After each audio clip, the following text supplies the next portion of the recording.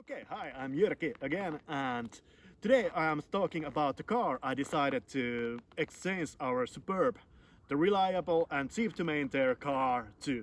And the car that I decided to exchange that is this 2009 model year Volkswagen Phaeton.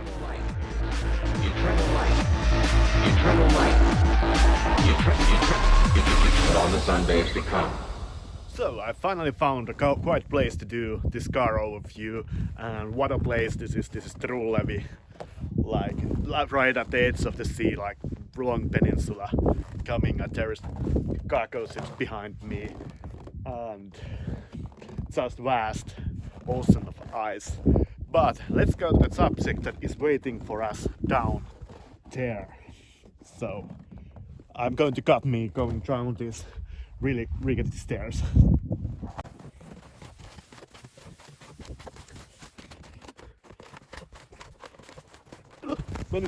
Managed without falling. So, this is our new car. 2009 model year Volkswagen Phaeton. And it's just what I wanted. Yeah, I love cars that have like a great story behind them, and what a story the Phaeton has. It was the pet project of then leader of Volkswagen, Ferdinand Pietz. I know the guy was complicated, but you cannot argue the results the guy got, leading to the company, bringing it back from the brink, having them design this one of a kind, like crazy Volkswagen.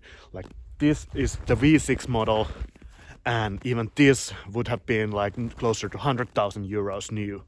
So what I'm now going over, there's always cars.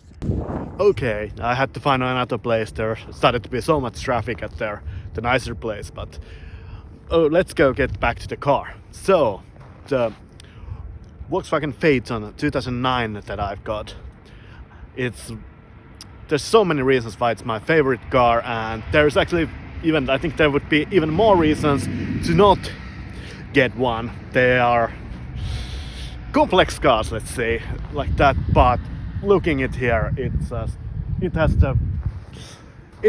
looks a little bit like bigger Passat, but it has this presence that like it's so hard to like describe. It just feels like it is a little bit more badass.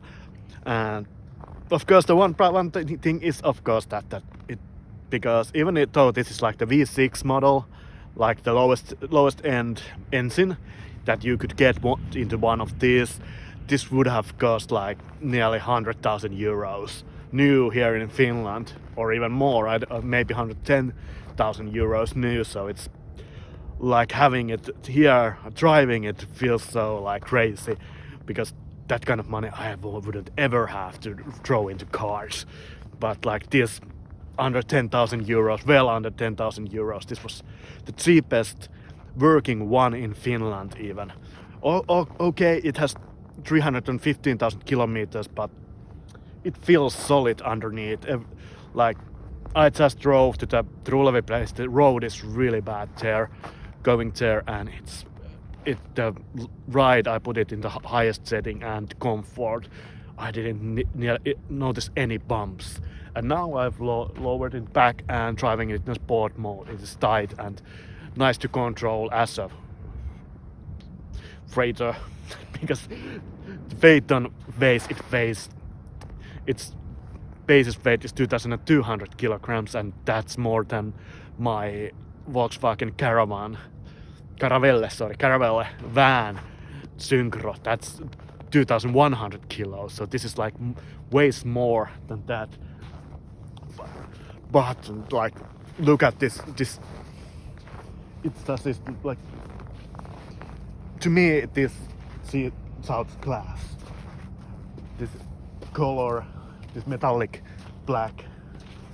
The rear gathers lots of snow very easily, but also like the rear, how this just looks so well put together and nice. But we can already like start going into a little bit into problems, like this tailgate. it is the nice electric closing and opening one, but mine just opens. It doesn't want to close. It closes when it wants to. I think it's now closed, but usually it decides that no, I will stay open. Then there is like the driver's side mirror, dimming mirror that has decided that yeah, I want to be dimmed all the time, most of the way. There's water had gotten between the lamination. I'm thinking, will I try to find like a new dimming one or just settle with replacing that with cheaper one? But I don't know yet about that.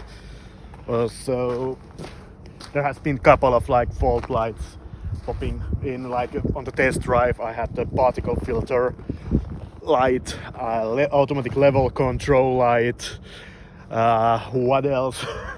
I think those are the ones that I've so far had, but it was the particle filter was like just a scare, luckily, and I managed to negotiate the price down based on that.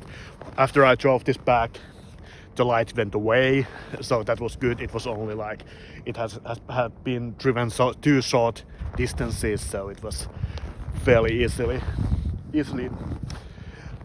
gotten rid of. But yeah, and like the level control seems to be what I today first time I got my fault code reader from my mother's place, and because they have more Volkswagens that have problems more often, so I don't have it with me. The level control problem seems to be originating from the steering wheel position sensor. It seems to cut out if I move the electronically adjustable steering wheel.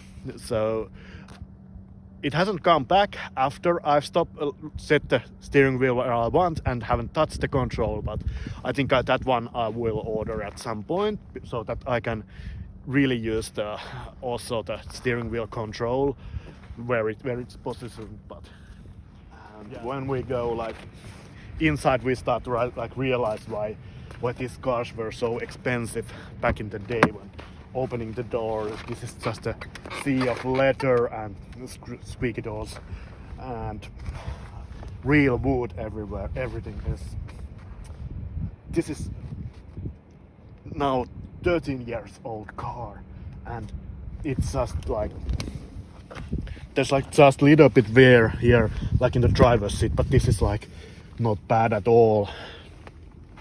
Everything like looks like pretty much immaculate here. There's like there you can actually see the tailgate warning popping. That I can usually when I start the car I can just take it off, but it's a little bit annoying sometimes. Yeah, also when going to the rear seat, you can see there is. I don't think there is quite as much space here as the Superb had, but it's not tight. I think the front seat moves automatically to back position, but like still I have like really well room here. I can like just again spread as much I want here, and it is such a nice place. The rear seat too, like this is, yeah, that I can like pretty much say that this is the nicest rear seat that I've had in a car ever. So you have all these sunshades here working. They're just a little bit hard to put on with one hand. Everything, like all the cup holders are working. All the controls here are working. They are just, and they are like pretty much unused. I'm overwhelmed. I'm pretty much overwhelmed with this car. This is it's so like dreaming of this car since it was like announced about 2002 when the model was new. I've been dreaming about this car ever since, and now I got one, and it's a dream come true for me. It's hard to like describe how I feel here, like sitting in this car. It's yeah. Yeah, like I already felt like when I got to Julia, I felt like the dream has come. I have made it, but this is the childhood dream coming true here. Oh, what else I could say here? Like, let's actually start the car. Okay, now we are at the front seat, so the car is running. Everything's like, it's so subtle and here and smooth. Everything is like still pretty much work. Like, there's not much issues. There's like the front screen mainly works. This sometimes goes dark, but it usually like it's 2-3 minutes after start and it stays on. There's no problems. I have like all the regular what I would want. Of course, this is lacking system, but I don't care. I have a telephone here. I have navigation, although I'm waiting for the there is no map CD right now, and I'm waiting for it to arrive. It wasn't very expensive, but I could like, this has navigation. Audio is very basic. There's only like FM, CD, TV. I don't know. It doesn't want to work. It only says tuner not available. Maybe I could get some kind of like pistol for it. Very basic trip functionality. Vehicle would have to like the tire pressures, but this has had the tire pressure system disabled, I think. Here is like driving profiles, help, and screen dark. I usually just have it here. Then like here, like everything this work like so well. If they I can go through the settings and have it like sport this, and like having it in comfort, and then going into level, raising it higher, and suddenly I have a nearly like I can go into very rough roads. Like I said, I went to the true levy earlier and put it into this setting, and it was like pretty much smooth riding all the way. Then there is so much like small gadgetry that here everywhere. Like also like I have now I actually solved, because this does I only have Bluetooth headset, so I solved this the traditional way. I have a FM transmitter with a USB charger here, and this is also like really cool. I have a Phaeton branded phone here. I don't know what use this is, because I have already the Bluetooth like speakers, everything works, but if I want, I could like take the Phaeton phone and get a ticket with driving while speaking in the cell phone on my Phaeton phone. This is like crazy details here. Yeah. Okay, maybe I will start driving a little bit now. I put for the filming purposes, I put the suspension into the. Of course I need to. I think this is some kind of fault. It doesn't return my seat to my driving position. I have to every time adjust it again, but little bit annoying, but not too bad. Okay, so now we are starting moving along, and this is the quietest like cockpit I've been ever in a car. It's just so quiet here. Of course, all the glasses are laminated glasses, so it's been designed to keep the road noise out, but it's still like so hard to understand how subtle and quiet this is. And like you can see her, this is only the V6, but when I press the gas, like I hope you can hear something here. It is like this is not a too powerful car, especially like considering that it weighs that 2200 kilograms. So it's not a light car, but it is so well behaved, and it handles, even with this only 240 horsepower V6, it feels like powerful. And the noise, the engine, the rumble coming into it's like I've been missing that V6 rumble for a long time. I'm driving all those 4-cylinder cars mainly, 5-cylinder Caravelle, but like the 6-cylinder Rambo, it's just so, and especially how it comes into the car, like the driver's seat here, I feel so, it makes me feel special here. Although it's just a V6, it's an Audi V6. It's my friend has it in his A6, but for some reason here it feels much more like special. All the four-wheel drive systems are like they are working so well on this car. Like even on the test drive, when I was on the test drive and the lights started popping up while driving, I wasn't too worried because like everything here, I think my CDs are rattling. This is a 6 CD sensor and I have a CD cases in the side door there. That's not actually coming from the car, it's just a CD case is deciding to rattle. There's pretty much no rattling noises. I think I need to do something about those CDs. They're annoying me right now. But like everything else is like there's no like creaks or anything like worrying noises coming anywhere. And while I was on test drive, okay, this is not very good tires. Also, these are some Kumho studded tires that has lost pretty much all of their stats.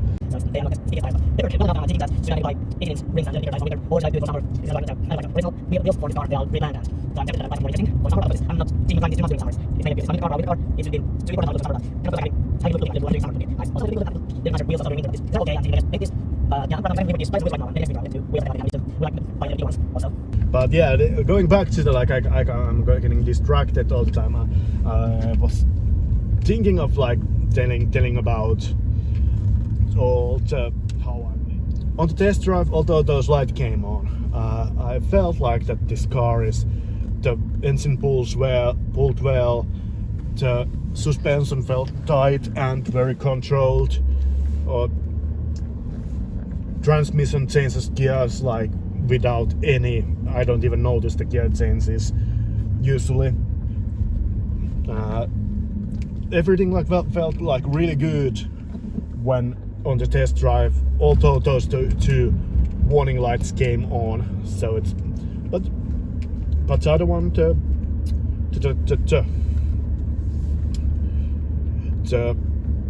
particle filter one that went away anyways during the drive here. It was just lacking to drive. This car hadn't been driven very much like during the last year, so it was just needed a good drive back to good long drive, and it hasn't come back that light after that one time. So I'm really happy with that, because particle filters can be so expensive to change. I think they can be like 1,000 euros easily.